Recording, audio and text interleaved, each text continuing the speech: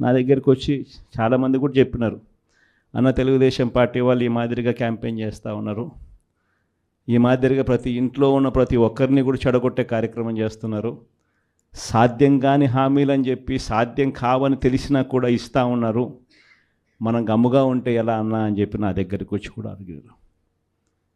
కానీ అబద్ధాలు ఆడడం మన చేత కాదు.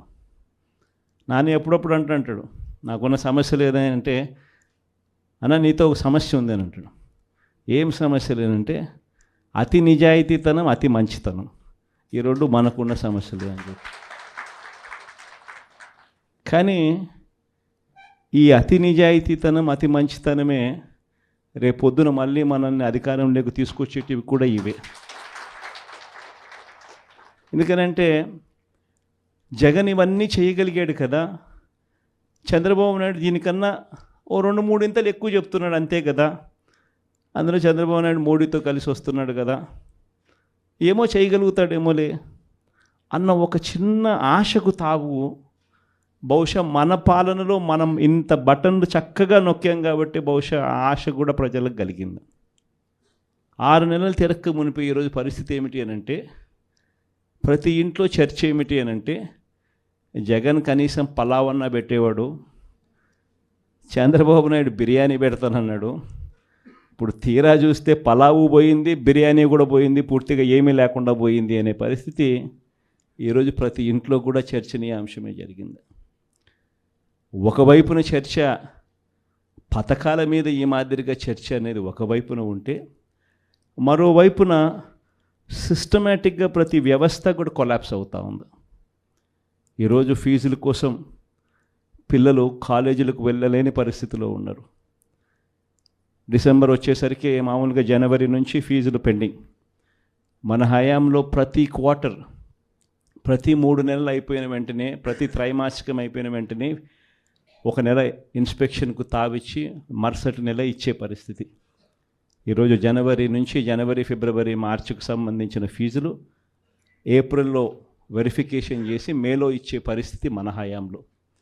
కానీ ఈరోజు చూస్తే జనవరి, ఫిబ్రవరి, March quarter, April, May, June quarter, July, August, September quarter, ఇప్పుడు ఇక అక్టోబర్, నవంబర్, డిసెంబర్, ఈ జనవరికి వస్తే 4 క్వార్టర్స్ అంటే సంవత్సరం ఫీజులు పిల్లలకు ఇవ్వని పరిస్థితి కనిపిస్తుంది. ఒక్క ఫీజు రీయింబర్స్మెంట్ బకాయిలే 2,800 కోట్ల రూపాయలు. ఇక దీనికి వసతి దీవెన కలుపుకుంటే మన హయాంలో ప్రతి ఏప్రిల్లోనూ ఇచ్చేవాళ్ళం, అది మరో 1,100 కోట్ల రూపాయలు. ఉట్టి ఫీజులకు సంబంధించిన బకాయిలే. నేను స్కీముల గురించి మాట్లాడడంలా, వ్యవస్థను నడిపించే ఈ కార్యక్రమాలను కూడా పూర్తిగా కొలాప్స్ అవుతూ ఉన్న పరిస్థితి. దాదాపుగా 3,900 కోట్లు కేవలం పిల్లల చదువులకు సంబంధించిన బకాయిలు. ఆరోగ్యశ్రీకి సంబంధించిన బకాయిలు 2,200 కోట్ల రూపాయలు మార్చి నుంచి ఆరోగ్యశ్రీ నెట్వర్క్ హాస్పిటల్కి కూడా డబ్బులు ఇవ్వని పరిస్థితి. ఈరోజు పేదవాడు ఎవడు కూడా హాస్పిటల్ గడప ఎక్కాలంటే డాక్టర్లు వైద్యం ఉచితంగా అందిస్తారు అన్న నమ్మకం ప్రజల్లో సన్నగిల్లిన పరిస్థితి. దాదాపుగా మన హయాంలో నెలకు మామూలుగా 300 కోట్ల రూపాయలు ఆరోగ్యశ్రీ బిల్స్. మార్చి నుంచి ఇప్పటిదాకా ఒక్క బిల్లు ఇవ్వాల. దాదాపుగా 2,200 కోట్ల పైచిలకు బకాయిలు. ఆరోగ్య ఆసరా గురించి ఇంక నేను చెప్పాల్సిన పనిలే. అసలు ఆరోగ్య ఆసరా ఉందా, ఎక్కడుంది అని అనుకునే పరిస్థితిలోకి ఈరోజు ప్రజలు వచ్చినారు.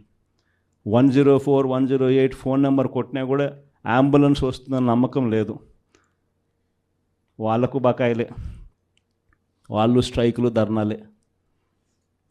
ఇలా సిస్టమేటిక్గా చదువులైతేనేమి,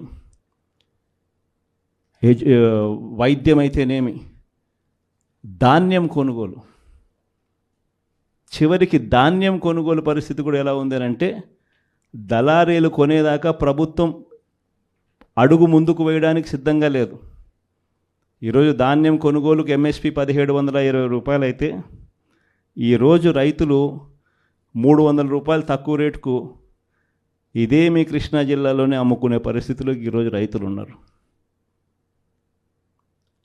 ప్రభుత్వం కొనాల్సిన సమయంలో కొంటే ఆర్బీకేల ద్వారా దళారీ వ్యవస్థ తీసేసి ఈ క్రాప్ చేసి పారదర్శకంగా మనం కొనుగోలు చేసినట్టుగా కొనుగోలు చేస్తే రైతులకు గిట్టుబాటు ధర వచ్చే పరిస్థితి నుంచి ఈరోజు గిట్టుబాటు ధర రాని పరిస్థితిలోకి మళ్ళీ రైతు వెళ్ళిపోయాడు. ఇలా ప్రతి వ్యవస్థ పూర్తిగా దిగజారిపోయిన పరిస్థితులు కనిపిస్తూ ఉన్నాయి. మరోవైపున చూస్తే రెడ్ బుక్ రాజ్యాంగం, దొంగ కేసులు పెట్టడం, ప్రభుత్వాన్ని ఎవరైనా కూడా విమర్శిస్తూ పోస్టింగులు చేసినా లేదా ఫార్వర్డ్ చేసినా కూడా కేసులు పెట్టే అధ్వానమైన పరిస్థితులకి ఈరోజు చూస్తూ ఉన్నాం. ఇవన్నీ కూడా జరుగుతూ ఉన్నాయి. కానీ తప్పెక్కడ చేస్తూ ఉన్నాడు చంద్రబాబు నాయుడు అని అంటే, ఒకవైపున మంచి చేయకపోగా మరోవైపు ప్రశ్నించే గొంతును అణిచివేయాలని చెప్పి విశ్వరూపాన్ని చూపించడం చంద్రబాబు చేస్తూ ఉన్న తప్పు.